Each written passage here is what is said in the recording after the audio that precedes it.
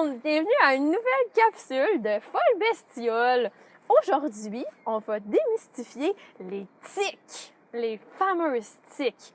Donc, au programme, un petit peu de théorie pour mieux comprendre le phénomène, une pièce de théâtre quand même drôle, on est quand même fiers, on va se l'avouer, qui va illustrer la transmission. Puis des tiques, on veut en voir. Oui, on veut en voir, fait qu'on va avoir des photos et des vidéos à vous montrer. On y va!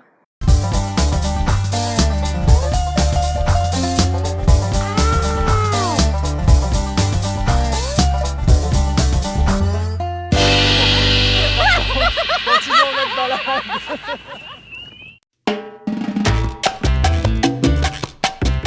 Une tique. Une tique, contrairement à ce que plusieurs pensent, c'est pas un insecte.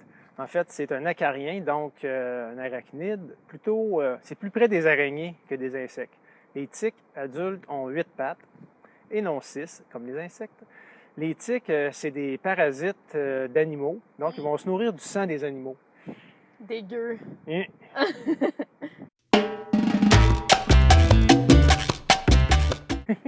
Au Québec, jusqu'à maintenant, on a recensé 12 espèces de tiques. Donc, est-ce qu'il y en a beaucoup? Est-ce qu'il n'y en a pas beaucoup? Ça dépend des régions.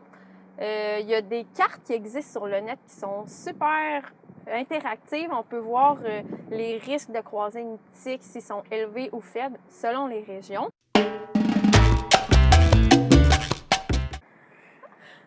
Les tiques inspirent la peur. On a peur des tiques. En réalité, la piqûre, la morsure, je devrais dire, parce que c'est avec leur bouche. La morsure des tiques n'est pas douloureuse. Souvent, on ne s'en rend pas compte. Et le danger vient, en fait, de la transmission possible d'une bactérie. Borrelia burgdorferi. Et c'est la bactérie qui transmet la maladie de Lyme.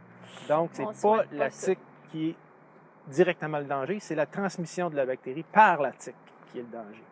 Ah. À droite, nous avons une tique. À gauche, nous avons une souris.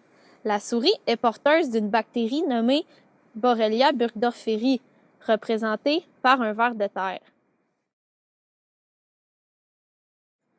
La tique a besoin de se nourrir à son hôte de sang pour poursuivre sa croissance. Elle va donc se nourrir sur la souris. Mais en se nourrissant du sang de la souris, la bactérie Borrelia burgdorferi est rendue dans la tique et la tique, sans le savoir, évidemment, est maintenant porteuse de la bactérie.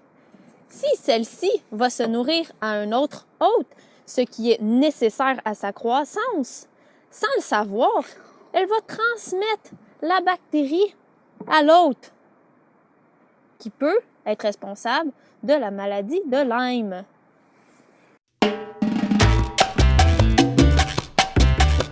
Il existe plusieurs moyens en prévention. Quand on sort sur le terrain et on sait qu'on est dans une région qui a potentiellement des tiques, il y a plusieurs choses qu'on peut faire. S'attacher les cheveux, parce qu'il y a une chose super importante, c'est que les tiques ne peuvent pas sauter ou voler.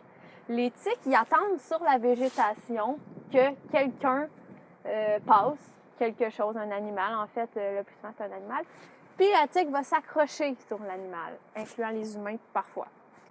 Donc, elle ne saute pas. Si on a les cheveux attachés, il y a moins de chances que la tique s'accroche sur nous. Il y a aussi porter des vêtements longs, parce que moins il y a de peau à découvert, moins il y a de chances que la tique réussisse à nous mordre et à nous transmettre la bactérie Borrelia burgdorferi. Quand je dis moins de peau, un autre moyen, ça peut être aussi de mettre ses bas par-dessus ses pantalons pour pas avoir un bout de notre cheville qui est à découvert. Comme Tintin. Ensuite, comme Tintin, le moyen qui, selon moi, est le plus important, c'est de faire des vérifications que j'appelle un tick check. Quand on revient du terrain, de l'extérieur, on se vérifie partout, mais vraiment partout. Quand je dis partout, là, ça peut être derrière les oreilles, en dessous des aisselles, entre les orteils. C'est pas des places qu'on voit quand on se regarde dans le miroir, mais il faut vraiment vérifier partout.